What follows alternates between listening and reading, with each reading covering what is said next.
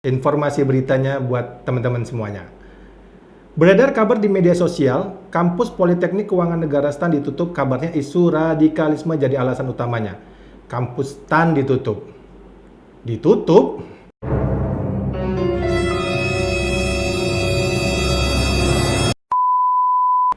Hai Sobat Askia, kembali bersama Bang Madi.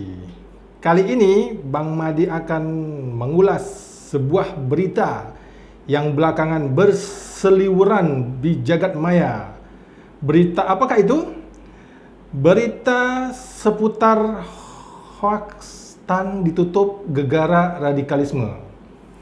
Jadi kali ini Bang Madi akan membacakan sebuah berita dari salah satu media online, Detik Finance. Kamis tanggal 6 Agustus 2020, berjudul 3 fakta soal isu hoax STAN ditutup gegara radikalisme. Cekidot faktanya. Bener nggak sih STAN ditutup gegara radikalisme? Berikut saya akan bacakan informasi beritanya buat teman-teman semuanya. Beredar kabar di media sosial, kampus Politeknik Keuangan Negara STAN ditutup, kabarnya isu radikalisme jadi alasan utamanya. Kampus STAN ditutup. Ditutup?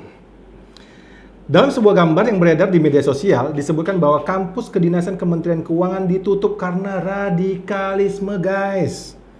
Keterangan dari gambar itu menyebutkan bahwa kampus STAN ditutup dan tidak menerima mahasiswa baru.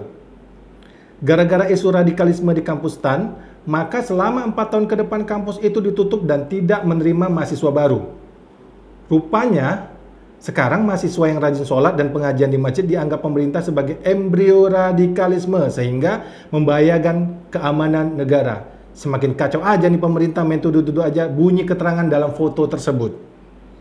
Namun, nah ini dia, Direktur PKN STAN Rahmadi Murwanto menegaskan bahwa kabar tersebut tidak benar adanya. Teman-teman, langsung dari Direktur PKN STAN yang menyebutkan bahwa kabar tersebut tidak benar. Bagaimana faktanya? Baik, yang pertama, kampus STAN tidak ditutup. Rahmadi menjelaskan bahwa informasi mengenai kampus yang ditutup tidak benar adanya. Apalagi membawa isu-isu radikalisme sebagai alasan utamanya. Dia menegaskan bahwa info tersebut sudah pasti salah. Kalau ada yang mengarahkan bahwa ditutup, sudah pasti tidak benar dan tidak berbicara dalam konteks punya otoritas untuk membicarakannya. Apalagi kalau itu dikaitkan dengan alasan radikalisme, sudah pasti salah, ungkap Rahmadi dalam Detikcom Kamis tanggal 6 bulan 8 tahun 2020. Cek fakta kedua. Fakta kedua, tidak ada radikalisme di STAN. Rahmadi menilai isu radikalisme itu hoaks yang dibuat-buat oleh pihak yang tidak bertanggung jawab. Menurutnya lagi, isu radikalisme erat dengan situasi politik. Rahmadi mengatakan isu ini banyak dilontarkan ke banyak perguruan tinggi lainnya, bukan cuma STAN. Isu radikalisme ini sangat terkait dengan situasi politik yang terjadi sejak beberapa tahun. Kami menyadari ada banyak pihak yang melontarkan isu ini. Sebenarnya tidak secara khusus ditujukan ke PKN STAN saja, tetapi secara umum pada perguruan tinggi pada umumnya, kata Rahmadi.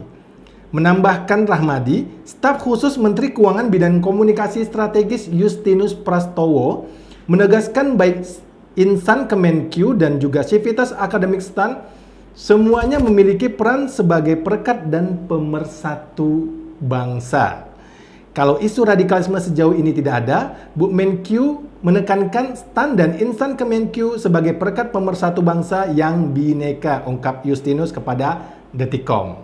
Cek fakta ketiga. Bukan kampus yang ditutup. Yang ditutup pendaftaran mahasiswa STAN. Rahmadi meluruskan yang ditutup adalah pendaftaran mahasiswa baru STAN di tahun 2020. Alasannya, karena kekhawatiran penyebaran COVID-19 pada saat melakukan seleksi mahasiswa baru. Jadi teman-teman perlu diketahui bahwa setiap tahunnya itu kurang lebih sekitar 130 sampai dengan 160 ribu pendaftar yang ingin masuk ke PKN STAN. Kebayangkan jumlahnya yang luar biasa itu. Pastilah pemerintah khawatir akan hal ini bisa menjadi dampak penyebaran COVID-19. Pendaftaran pun ditutup hanya untuk tahun ini, bukan 4 tahun seperti postingan yang beredar.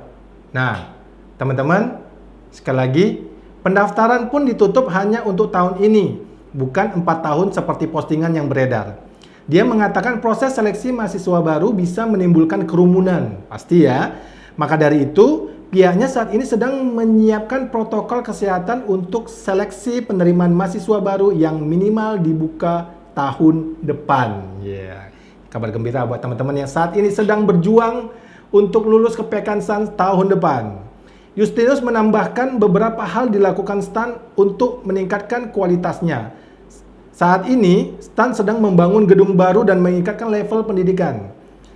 PKN STAN akan membangun gedung baru yang multifungsi dengan standar internasional dan juga meningkatkan level program studi D4 dan S2. Begitu kata Justinus. Jadi Sobat Askia, buat kalian yang hari ini sedang berjuang untuk lulus ke PKN STAN tahun depan, sepertinya berita ini cukup membuat kita bisa berlega hati ya, bergembira karena memang berdasarkan informasi yang saya sampaikan tadi, ada kemungkinan besar PKN STAN buka tahun depan. Jadi jangan lupa untuk tetap terus belajar. Salah satu persiapan yang paling baik buat kalian untuk bisa lulus di ujian PKN STAN tahun depan adalah dengan bimbel atau ikut bimbingan belajar. Salah satunya di Askia Learning Center yang saat ini sudah mulai berjalan pembelajarannya. Jadi teman-teman, cukup sampai di sini informasi yang saya sampaikan. Buat kalian yang pengen dapat informasi selanjutnya dari Askia, jangan lupa klik subscribe, like, komen positif di akun YouTube channel Askia TV. Demikian dari kami. Terima kasih.